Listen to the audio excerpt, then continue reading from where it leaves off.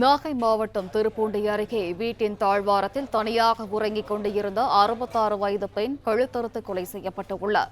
இது தொடர்பான கூடுதல் தகவல்களை செய்தியாளர் மூர்த்தி வழங்க கேட்கலாம். மூர்த்தி, வணக்கம். என்ன நடந்தது மூர்த்தி? வணக்கம். நாகப்பட்டினம் மாவட்டம் திருப்பூண்டி ஐயனார் கோவில் திருப்பகுதியை சேர்ந்தவர் அப்துல் ரஹீம். இவரது மனைவி அகமது நாச்சியார். 66 வயதான இவர் மாடி வீட்டில் தனியாக வசித்து வந்தார்.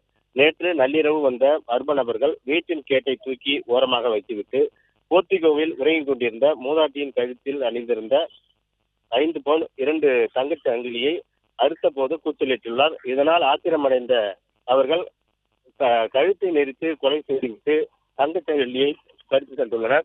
மேலும் கையில் அணிந்திருந்த கவரிங் வளையல்களை விட்டு சென்றுள்ளனர். இது குறித்து அக்கம் பக்கத்தினர் கொடுத்த தகவலின் பேரில் சம்பவ இடத்திற்கு வந்த கீழையூர் போலீசார் உடலை கைப்பற்றி பிரேதத்திற்காக ஒரத்தூர் மருத்துவக் கல்லூரி மருத்துவமனைக்கு அனுப்பி வைத்தனர். தற்பொழுது சம்பவ இடத்தில் துணை காவல் கண்காணிப்பாளர் ராமச்சந்திரமூர்த்தி மற்றும் கைரேகை நிபுணர்கள் ஆய்வு செய்து வருகின்றனர். இறந்தவர் உடலை பார்த்து உறவினர்கள் கதறி அழும் சம்பவம் பெரும் சோகத்தை ஏற்படுத்தியுள்ளது.